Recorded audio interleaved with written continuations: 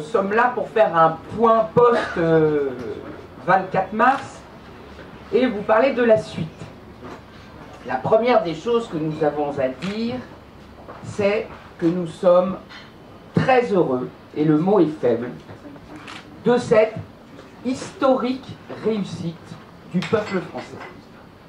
Cela fait maintenant 6 mois qu'à répétition, on nous dit avant les manifs, ça va être un flop, il n'y aura personne, de toute façon, on n'y croit pas, on ne peut pas, les Français ne bougent plus, etc., etc. Et chaque fois, depuis le 17 novembre, nous avons 20 000 personnes, on a été 200 000 à Paris, 100 000 en région. 13 janvier, plus d'1 million.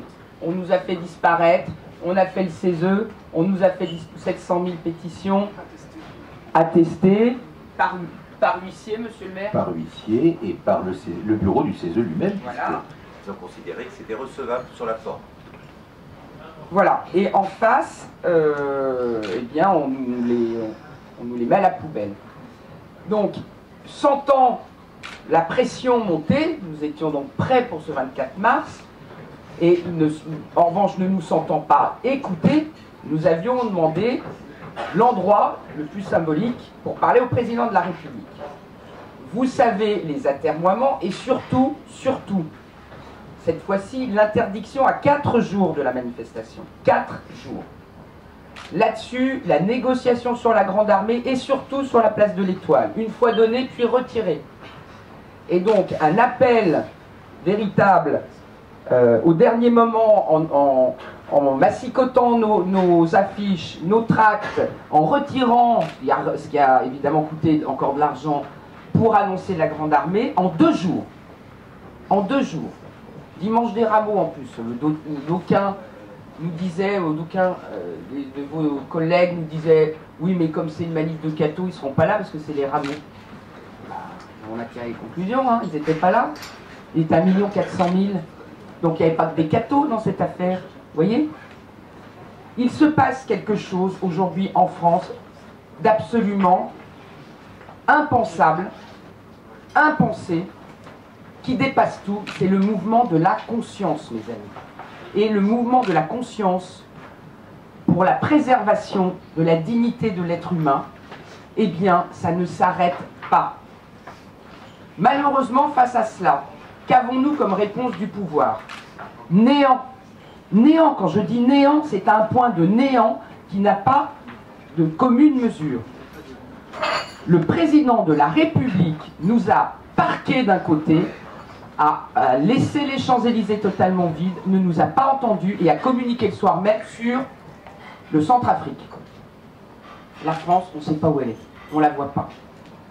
Hier, Madame Najat Vallaud-Belkacem, alors que nous étions sur toutes les télévisions à demander à être entendus, reçus, pour qu'on négocie, enfin pour que le projet de loi soit retiré du Parlement et soumis à référendum, Madame Najat Vallaud-Belkacem reçoit la LGBT.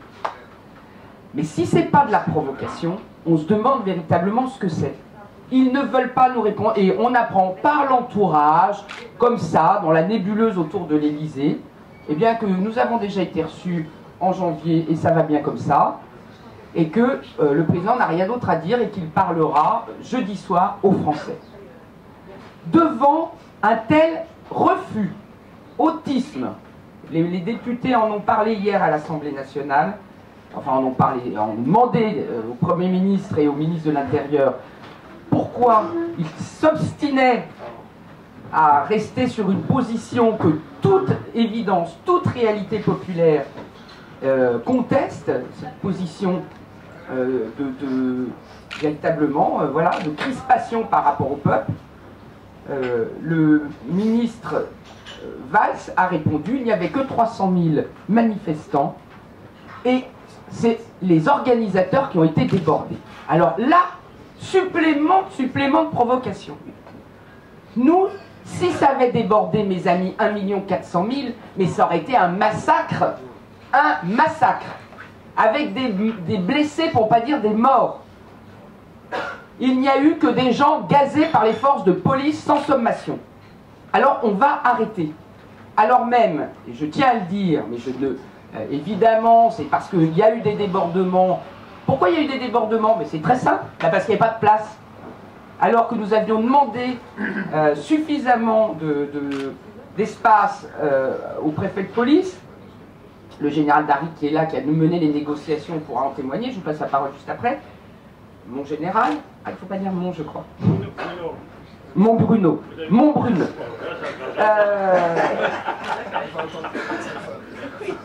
Oui, eh bien, quand on a dit, une fois qu'on aura rempli entièrement l'axe Arche de la Défense, Arc de Triomphe, où allons-nous? Et je vous dirais que les autorités de police ont ri. Il a fallu ouvrir Victor Hugo, il a fallu ouvrir Carnot. Même des gens étaient aussi sur les autres avenues. Foch, évidemment, Malakoff, enfin, toutes les avenues autour se remplissaient. D'autres ont été entièrement, Foch, Carnot entièrement remplis. Moi, j'ai plein de copains qui étaient sur Victor Hugo. Et que s'est-il passé? Eh bien, les forces de police ont été obligées d'ouvrir les barrières sur la place de l'Étoile. Ouvrir. Parce que c'était en train c'était les gens qui poussaient et il y aurait eu des écrasages humains. Alors à un moment, on a vu des gens sur la place de l'Étoile. Et moi-même, en toute bonne foi, comme on avait eu la négociation sur la place de l'Étoile, je me suis dit, il y a trop de monde, ils ouvrent et ils nous laissent faire. Et vraiment, à ce moment-là, j'ai cru que c'était de bonne foi que le préfet, en bonne gestion des flux, ouvrait. Qu'est-ce qui s'est passé? Les Tortues Ninja, enfin je veux dire, les CRS ont été envoyés et ils ont fait refluer la foule en refermant les avenues. Mais c'est pas un piège, ça? Et surtout sans sommation, et les témoignages ont afflué, sans sommation, ils ont tiré à la bombe lacrymogène, pas à la bombe, à la... Oui, à la... non, comment ça s'appelle? À l'aérosol lacrymogène, à la gazeuse, quoi, voilà. Mais enfin, vous avez vu toutes les images, nous les avons, et on va vous les remontrer, parce que c'est quand même impressionnant, alors que de notre côté, quelle déprédation avons-nous fait? Je vous demande, nous, la Manif pour tous, la seule chose que nous avons faite, c'est de monter sur scène, d'appeler au calme, de dire aux gens ne passez pas les barrières qui s'ouvrent et surtout, n'allez pas sur les Champs-Élysées, cet axe nous est interdit. J'ai même eu la chance de convaincre l'ancien Premier ministre, sénateur Raffarin, qui est une autorité qui est là pour apaiser, qui est monté sur scène, calmer les mouvements de foule. Vous savez ce que c'est qu'une foule qui pousse comme ça? Vous vous souvenez, le Hazel? C'est ça qu'on veut, honnêtement. Honnêtement, le pouvoir joue avec le feu. Le pouvoir joue avec le feu dans son attitude à ne refuser de voir le peuple français se lever, préserver, encore une fois, préserver des fondamentaux de la société. Voilà ce que j'ai à dire aujourd'hui. Nous n'avons aucune responsabilité dans ce qui s'est passé. Nous avions prévenu, nous avons demandé une place légitime dans notre pays. On ne veut pas nous la donner. Le président de la République prend un risque majeur de débordement et demain de troubles graves, alors qu'il est garant de l'unité et de la paix civile. Je vous assure, et je vous donnais la parole aux témoins, d'abord général, mais après toi tu vas nous dire, toi l'élu, comment dans ta circonscription, les gens sont partis. En tout cas nous on a fait un petit sondage, c'est très clair, ils sont partis, ils sont tellement furieux qu'ils reviennent au claquement de doigts. Au claquement de doigts. Et si François Hollande, alors lui qui a été l'élève de François Mitterrand, qui a su écouter le peuple, si lui il n'entend pas, et que jeudi soir nous n'avons pas véritablement de sa part une parole forte d'écoute, et qu'il n'annonce pas qu'il va suspendre aujourd'hui la procédure parlementaire, et renégocier, ou bien ouvrir des états généraux, ou bien, comme nous demandons, soumettre ce texte à référendum, et que ça soit le peuple. Nous sommes le mouvement du peuple. La Manif pour tous, c'est tous les citoyens, ils sont tous appelés. Oui, c'est tous les citoyens, s'ils viennent, vous savez, il y en a beaucoup qui n'osent pas encore venir, mais ils commencent tous à comprendre, et surtout, même ceux qui ne sont pas encore, ou qui ne sont pas très conscients de la demande par rapport à la loi Taubira, je vous assure qu'ils comprennent le reste. Ils comprennent qu'aujourd'hui, c'est plus la démocratie qu'on est en train de vivre. Nous ne sommes plus en démocratie. Je pèse mes mots. Voilà, c'est peut-être pas tout le peuple, mais tout le peuple est en train de s'en rendre compte. Voilà, ce que je voulais vous dire pour cette alliance Vita. Et quand nous avons remonté tous les deux et avec les autres porte-paroles l'avenue de la Grande Armée au milieu d'une foule qui était déjà dense, je pense que Frigide, nous avons mesuré l'exaspération des personnes. Et pour nous, les leaders de cette foule, de ce mouvement social absolument historique, il est extrêmement complexe de maintenir le calme d'une foule exaspérée qu'on ne compte pour rien, qui ont signé une pétition historique, la plus grande de la démocratie participative en France, qui a été écartée et rejetée. Les renseignements généraux ont annoncé la veille ou l'avant-veille de la manifestation qu'ils attendaient 100 000 personnes. C'est le meilleur moyen pour normalement décourager les personnes de se rendre à ce qu'on annonçait comme un barreau d'honneur. Eh bien, les réseaux sociaux, l'unité du mouvement, les interactions entre les personnes ont fait qu'ils sont tout de même venus et dans un nombre absolument stupéfiant. Il est extrêmement difficile pour nous d'expliquer aux personnes que leur manifestation est traitée par un ministre de la République de poignée d'individus, alors que l'image est absolument historique et inédite et que personne n'est en mesure de mettre entre l'Arche de la Fraternité et l'Arc de Triomphe une foule aussi importante qui déborde effectivement de partout. Et vous savez qu'il y a des centaines de milliers de manifestants qui ont été loin au fond des endroits sonorisés, sont restés des heures et des heures simplement à être là pour être comptés, être entendus. Nous n'avons pas été comptés le 13 janvier, nous avons été comptés au CESE mais pas entendus. Nous voulons être comptés et entendus. Et c'est absolument essentiel, ne serait-ce que par respect pour les citoyens qui sont mobilisés. Bah, surtout pour le respect des citoyens. Je ne sais pas ce que j'ai dit. Ne serait-ce, mais c'est... Non, c'est très bien. Très bien, bon, tant mieux. Jean-Marie Le Guen, face auquel j'étais sur Europe 1, a prétendu que les manifestants n'étaient pas des électeurs de François Hollande. Et je trouve que c'est particulièrement insultant pour toutes les personnes qui nous disent jour après jour, et le disent également dans les sondages d'opinion, qu'ils ont voté pour ce président de la République, mais qu'ils ne sont pas d'accord, absolument pas d'accord avec cette mesure. 37% seulement des Français désormais approuvent la loi dite Taubira lorsqu'ils savent que c'est à la fois le mariage et l'adoption qui a été voté en première instance, et la moitié à peu près des électeurs de François Hollande sont désormais défavorables à ce projet de loi. Et donc ça, il faut l'entendre plutôt que de chercher à cristalliser et à écraser une opposition à ce projet qui est citoyenne, historique, et dans un élan irrépressible. Irrépressible, ça veut dire impossible à réprimer. Et comme Frigide, sur le podium, nous avons appelé à la non-violence, au calme, à la paix, car nous savons que la non-violence de cette foule paisible et déterminée est irrépressible, au sens strict, impossible à réprimer.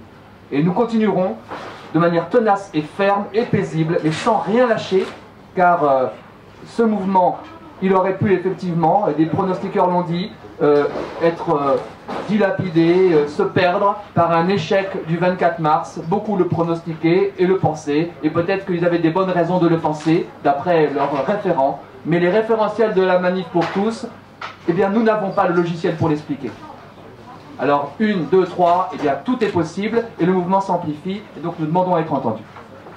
30, boulevard du Général Martial Valin, devant le siège de France Télévisions, le plus nombreux possible, et nous lui demanderons un référendum et le retrait du projet de loi. Voilà, on continue et on y va. Ah ben on y croit, non, ça je y crois plus qu'on y croit, le peuple y croit. Voilà, Général, un petit mot sur donc nos flux. Comme je dis, le général de la Grande Armée. La Grande Armée, c'est avec un majuscule, c'est l'avenue de la Grande Armée. Hein? C'est Bruno Darry, citoyen à part entière. On dit moi général parce que je suis à la retraite. Et je dis de la Grande Armée, c'est pas parce que je suis en activité, je commande la Grande Armée, mais parce que la foule immense était sur la Grande Armée.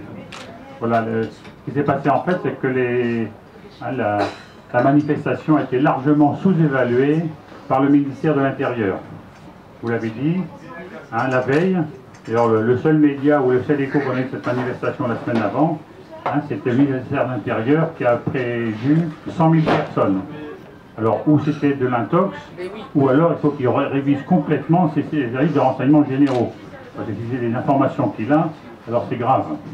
Donc 100 000 personnes, lorsque nous avons préparé la manifestation, hein, donc on nous a fait quand même un combat assez difficile, et puis lorsqu'on a demandé à ouvrir l'avenue Foch au cas où, hein, on nous a ri au nez. Ce qui explique d'ailleurs, hein, une fois que l'avenue Foch et l'avenue Charles de Gaulle étaient remplis et qu'on a dû déborder sur l'avenue Foch, hein, une fois que la Charles de Gaulle était remplie et qu'on a débordé sur l'avenue Foch, les services de police ont mis une demi-heure avant de nous ouvrir l'avenue Foch. Une demi-heure. Et ce qui fait que les services de police au sommet de l'avenue Foch, hein, ont été très rapidement débordés puisque sous-évalués. Et donc ils ont dégainé très vite, hein, et de façon un peu scandaleuse. Ils ont dégainé les bombes lacrymo. Oui, les diffuseurs lacrymogènes. C'est ça. Donc une perte de contrôle parce qu'il y a un manque de préparation et un manque de prise au sérieux de l'effectif que nous étions. En revanche, pour nous, un grand contrôle, car je pourrais vous poser 3 questions. 1, combien de voitures brûlées? 2, combien de magasins tagués? Le magasin, c'est pas l'avenue Charles de Gaulle, parce que l'avenue Foch, c'est vrai qu'il n'y a pas beaucoup de magasins. Mais combien de poubelles renversées? Hein, alors ça nous change évidemment d'ArcelorMittal, hein, et de Aulnay-sous-Bois. Hein. Donc nous, un parfait contrôle, hein, de la manifestation, à tel point qu'à 17h30, le préfet de police lui-même m'a eu au téléphone, il m'a demandé de mettre un cordon d'hommes en rouge sur le haut des Champs-Élysées pour éviter que les gens descendent sur les Champs-Élysées. Ce qu'en plus nous avons fait. Mais qui sont ces hommes en rouge, général? Les hommes en rouge, c'était nos gentils organisateurs, voilà, hein, qui sont là pour informer, canaliser, empêcher, etc. Voilà. Donc, un manque de contrôle de la situation de la part du ministre de l'Intérieur et un parfait contrôle de la situation de notre côté. Et quand j'entends le ministre de l'Intérieur dire que la situation nous a échappé, les bras m'en tombent. Hein, je voudrais savoir qu'est-ce qui est responsable de l'ordre public en France. Qu'est-ce qui est responsable de l'ordre public en France? Hein, on ne peut pas être au concert à écouter des violons, hein, et avoir une manifestation d'1 400 000 personnes dans les rues de Paris, en plein cœur de Paris. Ça, c'est simple. Très bien, merci beaucoup, Général. Dimanche, moi j'avoue que nous avons vu pas mal d'élus avec leur écharpe parlementaire, maires, élus, conseillers généraux, conseillers régionaux. Je dirais qu'on n'a pas vu assez d'écharpes, peut-être un certain nombre d'étant civils, mais je pense, et on a parlé avec Franck Meyer, qui a quand même un collectif de plus de 18 000 élus locaux, 20 000 élus locaux. Nous avons une population, en traversant l'avenue de la Grande Armée en repartant, j'ai vu pas mal de gens, on a échangé.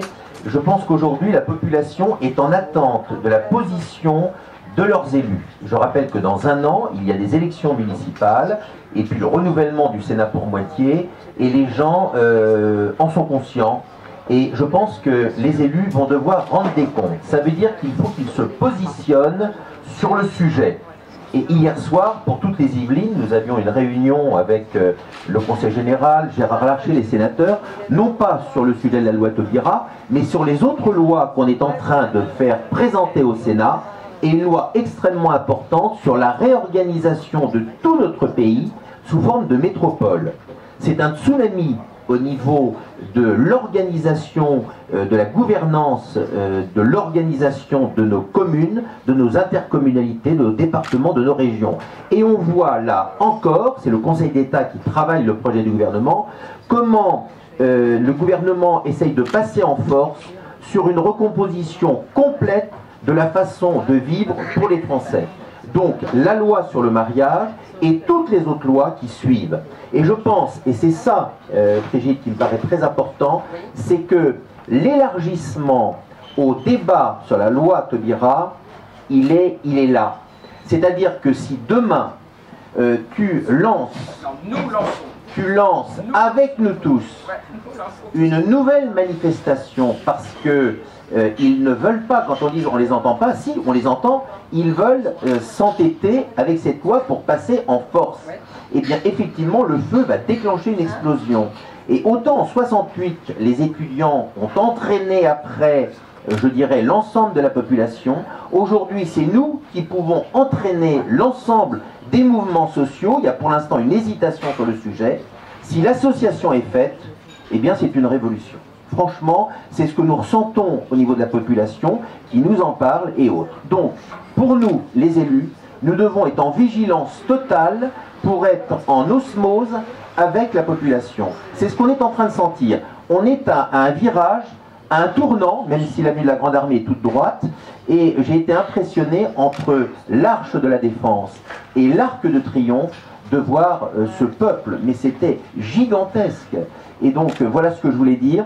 On a une population qui est, je dirais, limite d'action violente, alors qu'elle ne l'a jamais été. Moi je vois à l'université de Saint-Quentin hier, on m'avait invité, Erwan Binet a été viré par les étudiants. Eh bien, chaque jour, on sent qu'il va y avoir des actions multiples, et je pense que jeudi soir, si le président Hollande n'annonce pas des choses fortes, mais très importantes, il va se passer avant l'été quelque chose. Alors, ou après le Sénat, on remet immédiatement à l'Assemblée nationale le texte, ou ce sera fait après l'été. Je pense qu'il y a vraiment une stratégie pour lui importante, enfin une stratégie, je ne sais pas s'il y en a, parce que la méthode c'est quoi qu'il se passe, on y va. Voilà, donc nous, on va actionner encore tout ce qui est lancé pour que chaque jour, il y ait la manifestation pour tous, partout en France. C'est évident, car personne dans les régions, dans les villes, dans les communes, dans les villages ne veut rien lâcher. Je passe la parole maintenant. Je m'inscris dans le collectif La Gauche pour le mariage républicain et David et Eugéna. Et j'ai été frappé, comme nous tous, et comme vous tous sans doute, par le caractère extraordinaire de la manifestation dimanche qui vient en point d'orgue après une montée progressive de 6 mois où chaque événement, 17 novembre, 13 janvier, 24 mars, monte encore en puissance et en sens. Et depuis plusieurs mois déjà, ce qui nous arrive, cette effervescence, la créativité dont nous faisons preuve et la bonne humeur nous inspire la référence à mai 68 que Frigide a saisi. Moi j'ai été ravi quand j'ai vu que Frigide a eu cette intuition de publier ces visuels pour nous rapprocher de cette histoire, parce que pour moi ça fait tout à fait sens. Il y a eu deux faces à mai 68, hein, on en a débattu tous les 10 ans depuis 40 ans. Était-ce une révolution politique vers un autre type de régime ou un événement socio-culturel d'envergure? Et au fur et à mesure, on a constaté que c'était la deuxième option qui était la bonne. Eh bien, cette phase positive de mai 68, qui était l'effervescence, la bonne humeur et la volonté de briser les carcans, eh bien, c'est nous qui en sommes porteurs aujourd'hui pour briser les carcans de la pensée unique. Par ailleurs, vous avez sans doute vu que sur scène il y avait un témoignage trotskiste. La vraie pensée de gauche ne peut pas raisonnablement soutenir ce projet qui est fondé sur l'hyper-individualisme, je veux, et je n'ai pas conscience de ce qui tient la société ensemble, et qui est fondé sur la marchandisation, qui amène la marchandisation. Donc si le président ne nous entend pas, moi je serais ravi qu'on renouvelle encore une fois l'opération en mai, parce que ça aurait une valeur symbolique formidable pour boucler la boucle et accomplir tout ce qui était en germe dans cet esprit-là. Tout à fait, merci beaucoup. Qui représente les associations familiales catholiques. Oui, alors un petit détail à propos de la remarque. Tout ce qu'a dit Erwan Binet le soir de la manifestation, mais où ont-ils trouvé l'argent pour faire tout ça? Eh bien, je peux vous dire qu'à notre échelle, nous représentons 30 000 familles. Eh bien, les familles parisiennes ont envoyé de l'aide, ont envoyé de l'argent aux familles de province pour leur permettre de venir à Paris. C'est un petit détail. Et puis alors, bien sûr, tout a été déjà dit, donc nous demandons à François Hollande de dire jeudi qu'il retire le projet de loi. Mais la question qu'on peut se poser, qui est François Hollande? Est-ce que c'est l'homme aimable que décrivent ses amis? Est-ce que c'est l'homme qui a dit « j'aime les gens, je ne fais rien sans concertation » ou est-ce qu'il dévoile aujourd'hui son vrai visage? À moins que ce soit encore plus grave, que ce soit un homme qui n'a plus aucun pouvoir et qui est prisonnier de fous furieux. Je crois qu'il n'y a pas d'autre mot. Bonjour à tous, donc je suis président de cette association qui a été créée en 2004 au lendemain du mariage de Bègle. Comme professionnels de l'enfance, nous nous sommes dès 2004 énormément intéressés aux conséquences qu'aurait un projet de loi sur l'homoparentalité voyez qu'on a été un peu visionnaire. Et solennellement, je veux interpeller François Hollande pour lui dire que ce projet de loi n'a aucun avenir dans nos écoles. Nous serons dans l'incapacité totale de gérer la souffrance d'enfants qui seront en perte de repères fondamentaux sur l'identité sexuée. Être homme ou femme, ça n'est pas un donné négligeable de la personnalité, c'est fondamental, et le brouillage de la généalogie. Au quotidien, les enseignants accompagnent des enfants qui sont en souffrance parce que ces repères-là leur font défaut. Je suis extrêmement choqué d'entendre qu'on compare aujourd'hui, enfin on dit que la famille a plein de visages, qu'il y a les familles recomposées, qu'il y a des familles avec des enfants adoptés, mais à chaque fois ce sont des accidents dont les enfants pâtissent. Et ce projet de loi est un projet de loi pour les adultes qui ne prend pas en compte la réalité de ce qu'est un enfant.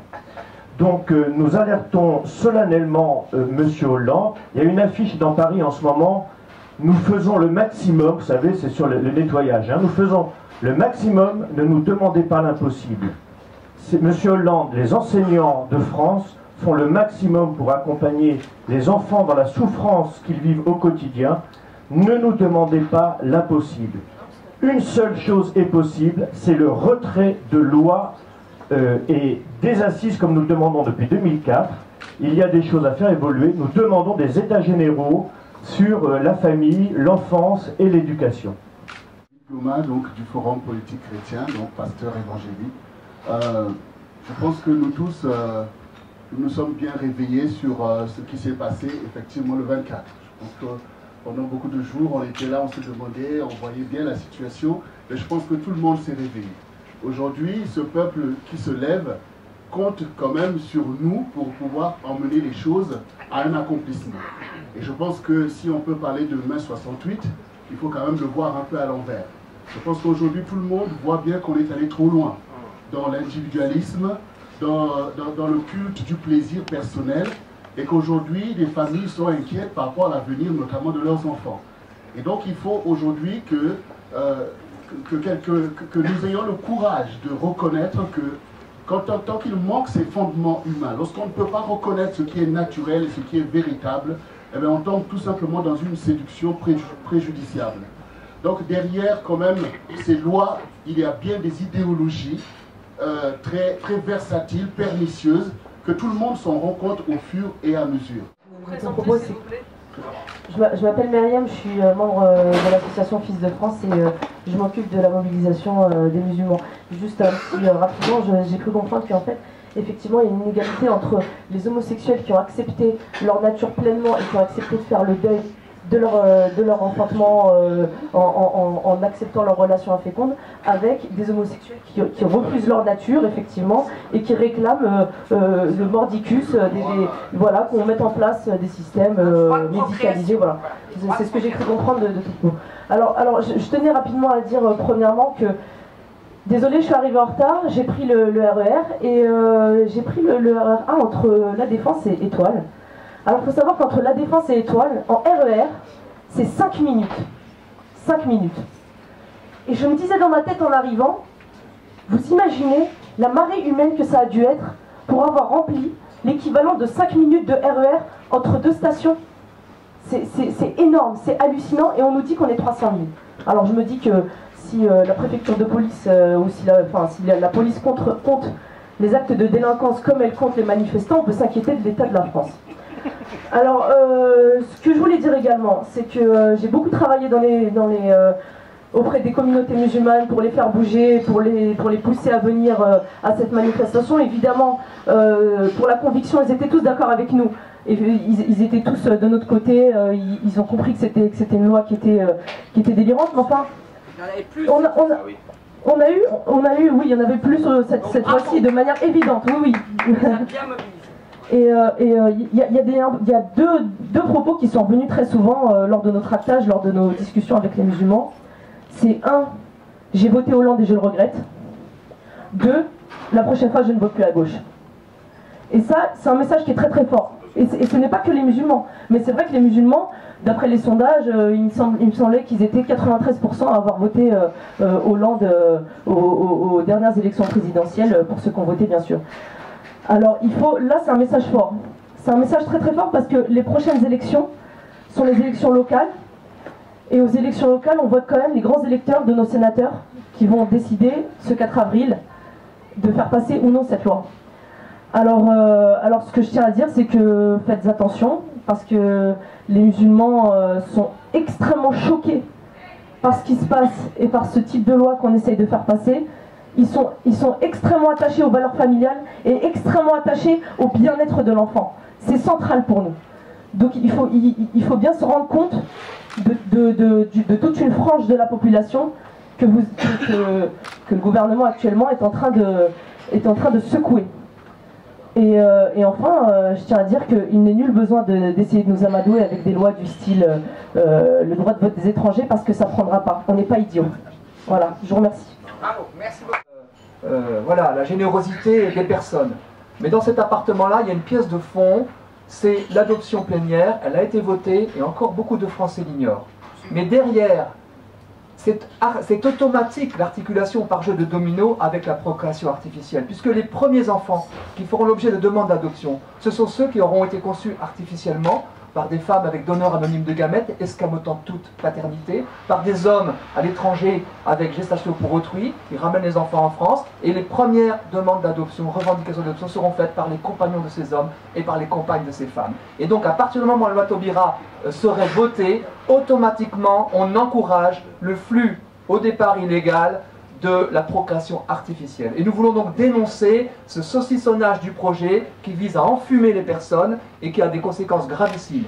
C'est le sens de ma réflexion autour de ce courant d'écologie humaine qui est en train de naître, parce qu'aujourd'hui nous devons réfléchir justement dans notre immeuble humanité, quelles sont les poutres maîtresses, quels sont les murs porteurs, quels sont ces éléments communs à toute l'humanité qu'il ne faut pas casser. On prétend que ça ne concerne, j'ai entendu souvent, et encore hier, Jean-Luc Romero qui me dit « vous êtes contre nos droits ». Mais pas du tout, parce que ce projet de loi Taubira vide de son sens tout le mariage, de tout le monde, de chacun. À partir du moment où vous êtes dans un appartement et vous dites « je vais casser les murs pour faire un loft », eh bien, ceux qui sont au-dessus, eh bien, ils disent non, parce que vous allez tout casser l'immeuble, parce que ce sont des murs porteurs, des poutres maîtresses. Et nous sommes tous concernés par le sens du mariage. Attention à ne pas se laisser enfumer par certaines promesses qui serait finalement la meilleure façon de chercher à étouffer notre mouvement, alors que nous irons jusqu'au bout sur le mariage à sortir de l'adoption. C'est ça. Voilà pourquoi le mariage pour tous, c'est pas la bonne façon de faire. Je termine pour dire que par ailleurs, nous avons des actions judiciaires en cours. Nous avons été diffamés et nous avons même été agressés. Pas dans la manifestation, si, bien sûr, il y a eu plein. Je tiens à présenter des excuses au nom des manifestants. Pour la polémique qui s'est fait jour sur les journalistes de chez vous qui ont été agressés par nos manifestants. C'est inadmissible. Je tiens à le dire, je présente des excuses publiques. Mais simplement, je vous demande de comprendre aussi pourquoi ils ne se sentent pas représentés et pas toujours bien traités dans les médias, ces gens-là. Alors nous, la Manif pour tous, nous sommes leurs représentants. Nous ne supportons pas l'agression, car quand on est les porteurs d'un message qui dit la cellule de la société, qui donne le plus de bonheur à l'être humain, c'est celui où il a son origine, homme, femme, et si possible, son éducation, père, mère, sont les mêmes, on ne peut pas admettre la violence, encore une fois. Il n'y aura pas de violence à la Manif pour tous, et tous ceux qui appellent à la violence ne sont plus dans la Manif pour tous.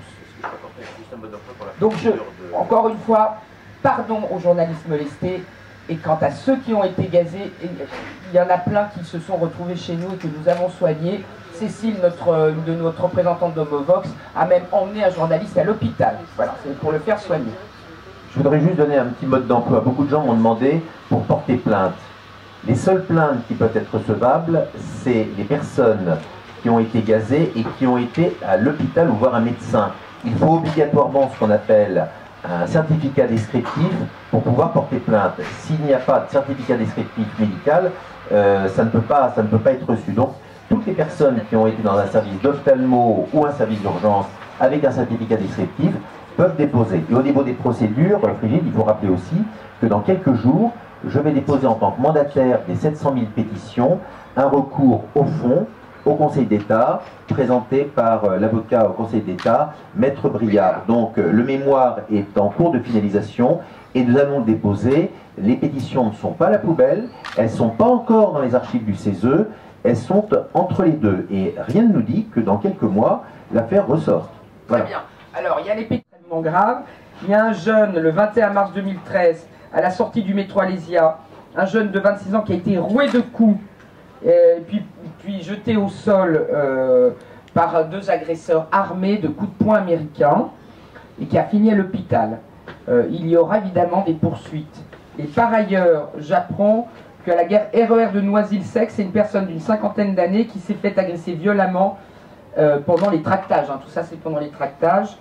Son agresseur, un jeune homme de 30 ans, lui a asséné un violent coup sur la tête, en plein visage, et il a été conduit aux urgences à Montreuil. Voilà, cette violence n'est plus supportable. Nous n'avons jamais, ni invectivé, ni frappé personne. Au contraire, je rappelle que dans nos meetings... Ah non, jamais, mademoiselle, jamais. C'est à moi que vous parlez? Non, à votre collègue qui est derrière, qui fait comme ça. Non, vous semblez douter de ce que je dis, mais je vous assure. Encore une fois, si jamais il y a une violence, elle n'est pas de notre fait. Et ces gens-là ne sont pas dans ce mouvement. Voilà. Ce mouvement est pacifique et ira jusqu'au bout pacifiquement, sans jamais appeler à l'illégalité.